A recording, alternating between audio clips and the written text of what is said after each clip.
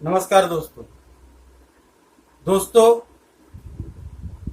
कल राज्यसभा में ध्वनि मत से किसानों के 2 बिल पास करा दिए सरकार ने। देश के लोकतंत्र के इतिहास में पहली बार ऐसा हुआ है कि अगर कोई विरोध कर रहा है तो वोटिंग होती है। अगर एक भी सांसद विरोध कर रहा है किसी भी बिल का तो वोटिंग होती है। पर सरकार को ये पता था कि राज्यसभा में उसके पास बहुमत नहीं है और वोटिंग होगी तो ये बिल पास नहीं होंगे। सरकार ने वोटिंग ही नहीं कराई और बिल को पास मान लिया। संसद से सीधा राष्ट्रपति जी के पास सिग्नेचर के लिए पहुंच गया। दोस्तों, जिस बिल के लिए सरकार इतना परेशान हो रही है उसी बिल का विरोध किसान कर रहे हैं।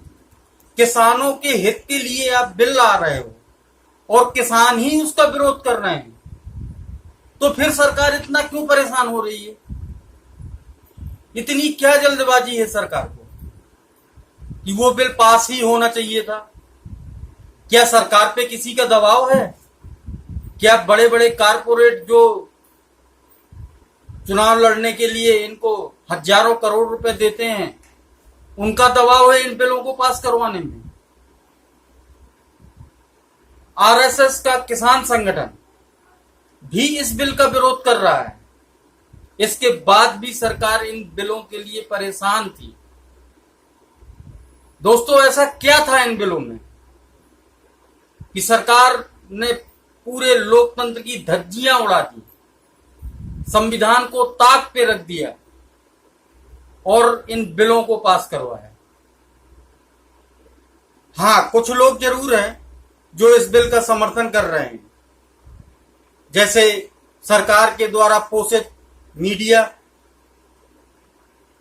वो इस बिल का गुणगान कर रहे हैं। कुछ और बड़े बड़े किसान हैं जो इस बिल का समर्थन कर रहे हैं, जैसे कंगना रनावत, हल जोतने वाली किसान, बहुत बड़ी किसान है वो इस बिल का समर्थन कर रही हैं। दलेर मेहंदी, जो बहुत बड़े किसान हैं, शायद आप जानते होंगे, वो इस बिल का समर्थन कर रहे हैं। अनुपम खेर, जो किसानी से ही आय कर कमाते हैं, खेतों में ही रहते हैं, वो भी इस बिल का समर्थन कर रहे हैं। और कंगना रनावत ने तो यहां तक कह दिया कि ये जो किसान इस बिल का विरोध कर रहे हैं वो आतंकवादी हैं। और सरकार के एक मंत्री, बड़बोले मंत्री,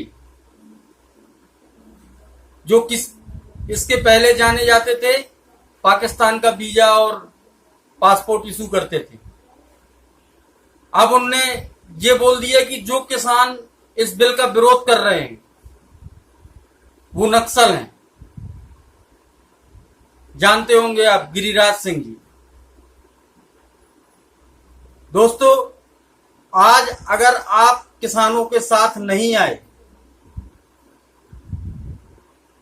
देश भर में किसान आज इस बिल का विरोध कर रहा है, और आप भी किसानों के साथ आइए, क्योंकि ये मार सिर्फ किसानों पे नहीं पड़ेगी, ये आपके घर में आने वाली वस्तुओं पे भी पड़ेगी। ये बड़े बड़े उद्योगपति किसानों से सस्ते दामों में दालें, सरसों, फल, सब्जी खरीद के स्टोर करेंगे, और जब मार्केट में इनकी कमी हो जाएगी तो महंगे दामों में आपको बेचेंगे, क्योंकि सरकार का कोई नियंत्रण नहीं होगा इस पे। रेट भी वो उद्योगपति ही तय करेंगे। दोस्तों, अगर आज आपने इस सरकार के तानाशाही फैसले का विरोध नहीं किया